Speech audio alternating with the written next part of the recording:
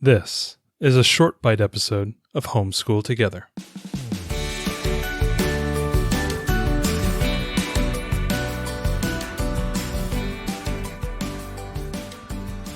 Hello and welcome back to Homeschool Together, short bite edition. We're talking curriculums again.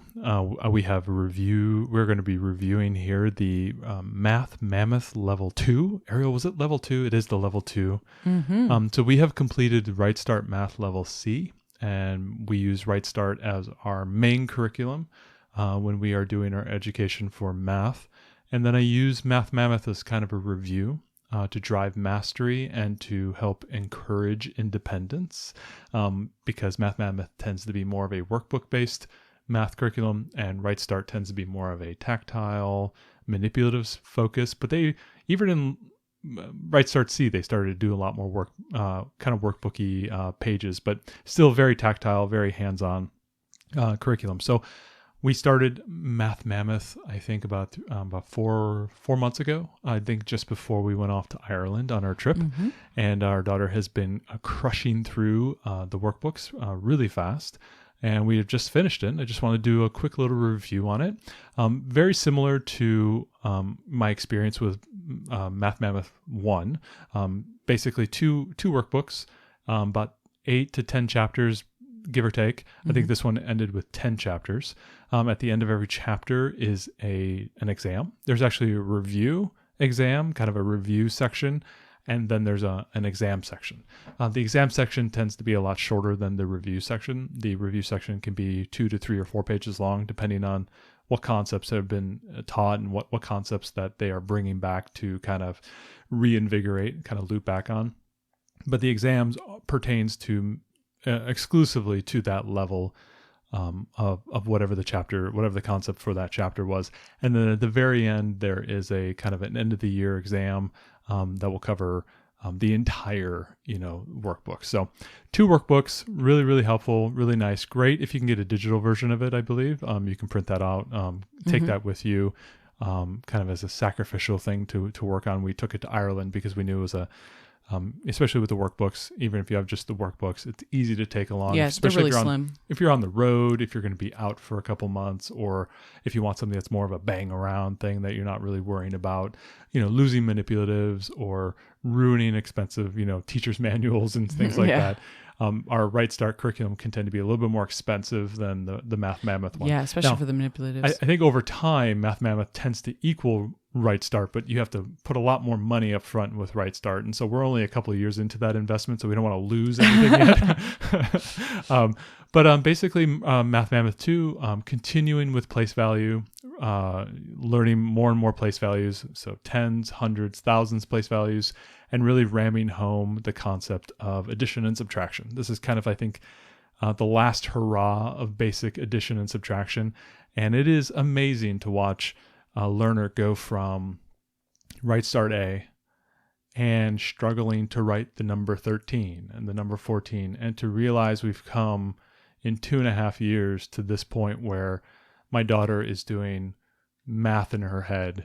Yeah, and I would even struggle a little bit because I don't do it as much as she does. So much more math than I do. Yeah, she does. And she just crushes through it. She's in her starting head now. Simple multiplication, which is really fun here at the end. Yeah, at the end of it was kind of funny because right at the end of Right Start B, and then at the end of Right Start C, they start to play with multiplication. And then here at the end of Math Mammoth 2, we're again playing with multiplication. So it's fun to see what is coming on the horizon. I know we still need to do decimal places somewhere. We still need to, talk about those concepts. More fractions and things of that nature. But I know multiplication and division is coming on the horizon. And what I really like about this kind of, curriculum review, I feel my daughter has a very, very, very good grounding in addition and subtraction. She just groks it, and she can do it in her head. And it's not just like adding 2 and 3 together. She is doing, adding things in her head up to 100. And it's just really cool to see. She doesn't like to do a lot of work anymore. She just likes to write the answer. Yeah, it's funny. They're doing like a simple multiplication stuff. They're like, "Oh, do the circles with the dots," and she's like, "Mom, can I just write the equation?" I'm like, she just gets multiplication, as doing addition multiple times. She just gets that, and that's really cool to see. I'm excited to see how she handles division.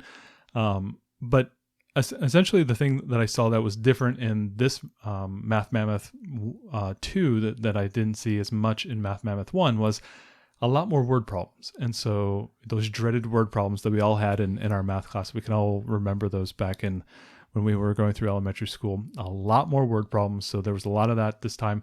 Also a lot of graphing and a lot of kind of figuring out abstract ways to visualize data. So they were starting to do a lot more charting, a lot more graphs, look at, how many marbles does Timmy have? And, how many does Junie have? And what's the difference between the two, right? And having to actually look at the graphs and look at the data and be able to answer those questions.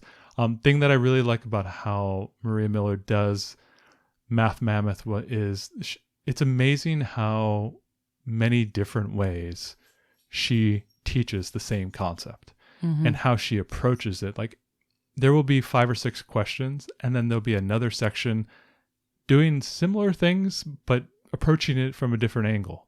And then there'll be another one approaching it from another angle. And then there'll be kind of like this puzzle where you got to really think about things. And she'll have that on just 2 pages. And she's got 25 pages of this in a chapter. And you start to think about like the care and the effort and the planning and the sophistication of the various ways that she has built problems into this Math Mammoth curriculum. I'm very impressed. I am eternally thankful that this curriculum exists, because I really feel that the repetition of doing the problems in multiple different ways. Now I know at the speed at which we went through the curriculum, my daughter was doing about 4 pages a day. That's not 4 front and backs. We're talking about a front and back. So 4 single pages a day. And we crushed through the curriculum about 3 or 4 months. She was getting a little tired of doing the same math problems over and over again towards the end, because she was doing such a good job at it and she just understood it. And so as the educator, I'm seeing, okay, she needs to move a little faster. We'll skip a section here or there, or we'll move a little bit quicker, or, hey, listen, we've got 3 or more pages left to do in this chapter. They're very similar to what you've already done. Do you want to do these pages, or do you just want to take the test at the end? Daddy, just give me the test. Boom. 10 out of 10. Right. And it's nice really to cool. be able to assess it. Yeah. I think this is a really great curriculum. The way that, when you're talking about how many pages she's doing a day, we're moving at this speed partially because this is a review for our daughter, right? She's already learned this in Right Start. If this was the first time she had seen this, we'd be moving a lot slower. Right. 1 or 2 pages a day. Exactly. Yeah. And while we use it in this review method, and the reason that we do this is because we like the kind of theoretical grounding that Right Start gives, and then this is the repetition, the practice that Right Start doesn't really have. So the two work really well together, because Right Start's teaching you all this conceptual stuff.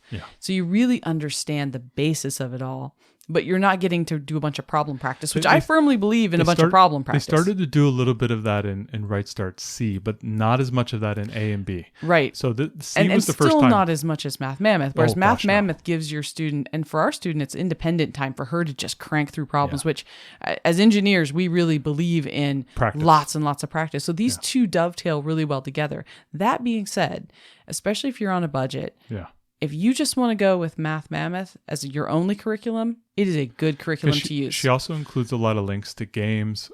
She encourages you to have your own abacus. She has card games and kind of online games that you can play as well. And she has manipulative suggestions that you can print off and use. So you could definitely take this and flesh out more. We are using just what's written on the page. I'm just using the practice problems. Exactly. So there is more to this curriculum, definitely, and she has videos that you can use. So there's definitely a lot more. So I don't want anyone listening to this to think that it's not a full curriculum on its own. It absolutely is. Absolutely is. We're fortunate in that our parent partnership provides it to us. So, it doesn't cost us extra, and our daughter really does need that repetition. So we're kind of getting the best of both worlds, but you certainly don't have to.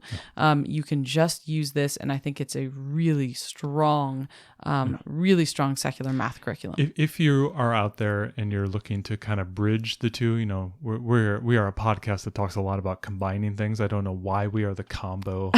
Ariel has forced me into the combo person. So if you're thinking about well, can I, I don't know if I could do Right Start C and Math Mammoth 2 in a year. I found that I started doing the Math Mammoth 2, the first book, when I was at like lesson 80 of Right Start C. And at that point, it was just review. We were doing new concepts during the day. I was only doing 1 or 2 pages at that clip because I didn't want to overwhelm my daughter every single day. So I would do like, 2 lessons in Right Start, and I'd have her do like a page or 2 in Math Mammoth. And that's a really nice cadence there to kind of almost like a wave where you have 2 waves kind of cresting at the same time. And one is ahead and one is behind, and you're just mastering, and they kind of feed back into each other. So when you're doing some mastery on some easier math, you got that confidence, you have that review that you can carry forward into the new concepts. I like that kind of thing. So I tend to, I don't do them in sequence. I kind of blend them a little bit, especially when we get to the end, because whenever you're doing a curriculum, regardless of what curriculum you're doing, if you're crushing that curriculum for like 40 straight weeks, you and your kids get tired of seeing the same book. I am tired of seeing the green book for All About Reading. Yeah. I am tired of seeing the whatever yellow book for Right Start Math C. Like, you get tired of seeing that thing, and it's nice to get something fresh. So I like to kind of blend those two together like that. Anyway, so we hope you guys like this review of Math Mammoth 2. We really like it. We're going to continue going on. Hey, go get Right Start C, because I'm Math Mammoth 3, because I am going to need that in about, I don't know, 6 or 7 months. And she just points to the wall. It's already there. On the shelf. It's already there. Thank you, sweetie. Don't question me. Where's Right Start D? Right there. I know. I got. Where's All About Reading 3? Right there. Stay ahead. That's Right Start D. Yeah, that's the mission to you kids. Stay ahead. Stay ahead. So yeah, I really like it. I love it. We're going to continue on this path. It's a great curriculum. We really encourage you to get it. Thanks so much for joining us today and making us a part of your homeschool journey. Please engage with us on social media. Join our Homeschool Together podcast group on Facebook and find us at Homeschool Together Podcast on Instagram. We'd love to hear your feedback, questions, and recommendations. Until next time, happy homeschooling!